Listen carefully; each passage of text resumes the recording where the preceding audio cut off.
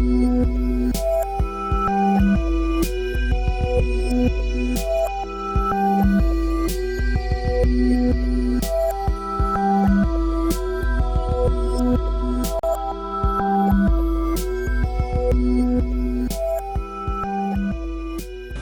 name is Loyyd Hamon. I was born in 1947.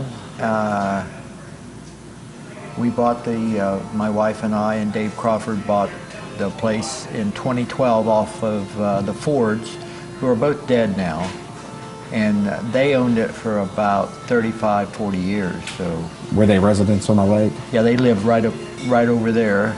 And there's only been, but for them, there was only like one other owner, the Sadlers, which were from Jackson County.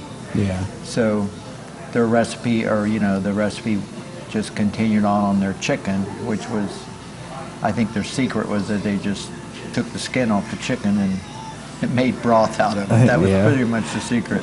So anyhow, getting away from that, it was not long after we bought the place. We had done a lot of remodeling. We had put in new carpeting and, we had spent some money on the place.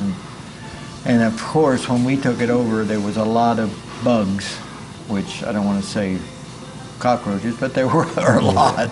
So we had this people come in, I think they were from Jackson, come over to exterminate, and they were on a schedule of like once a week coming here, and my partner would let him in because he lived just a few doors down, and I had a business in town. So when the bug guy got here, he knocked on the door, no one answered because Dave hadn't got here yet. So he thought maybe somebody was downstairs, so he walked around on the sidewalk, and there's windows down there, and he looked in the window and he saw a guy sitting at the bar, and he goes, oh, knocked on the window and several times and yelled, let me in, or who he was.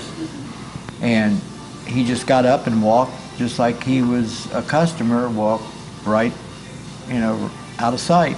The guy didn't see him anymore, and about 7 or 8 minutes later, Dave showed up to open the door to let him in, and he goes, I don't know why your partner didn't let me in. He was down there, and I yelled for him and knocked on the window and everything. It was just a guy in a sports coat and a suit, just sitting at the bar, so not drinking or anything. He was just sitting at the bar, and he thought maybe he could get the guy's attention.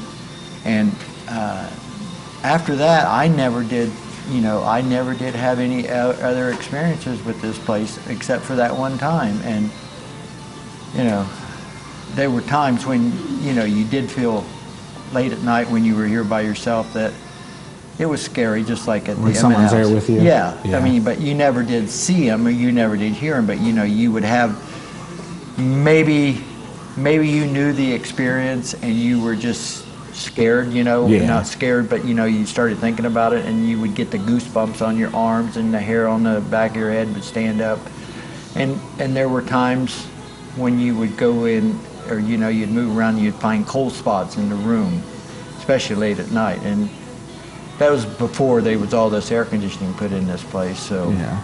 And have you ever had any experiences or feelings here like you did at the Emmett house? Yeah. Late at night when I was closing up the bar or something, I would, because I had a business in town. I was in the restaurant business in town, and we got done around 11 or 12 o'clock, and I'd always swing by here because I lived a couple doors from here. And if there wasn't anybody here, I'd check out, make sure everything was all right. And that it was just eerie. There, after a while, I stopped doing that because I just didn't want to do it anymore, because of the fact. So, I mean, you don't think that's what drove you away from this place? Oh, no. You'd go in and you get that feeling, and then time you get home, your heart was racing, and it was hard to sleep, that sort of thing. So you ever wonder if you ever brought anything home from here? No. I think whatever was here is still here. Stays. Okay. And they stay here, it's just... So, as in, like, the feelings that you do get, are they as intense as the Emmett House, or are they like? No, the Because I know a lot about the Emmett House. So Emmett House, and then several years after we owned it, my wife and I, she had a bunch of girlfriends, and they were always saying it was haunted and everything, and they talked her into having a slumber party in one of the rooms upstairs for. Oh wow! And there was like maybe 10 or 12 of them, and I think maybe 1 or 2 of them wound up staying the whole night.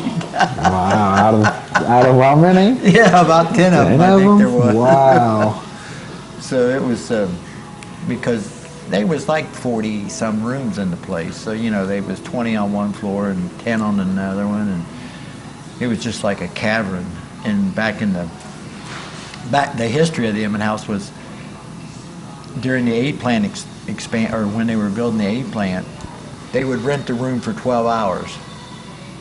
So you got the room for 12 hours, and then after 12 hours, there was another 6 or 8 people would come in and sleep in that room for 12 hours because they worked 24 hours shifts, 12-hour shifts at the plant. So that was back in the heyday of the Emmett House.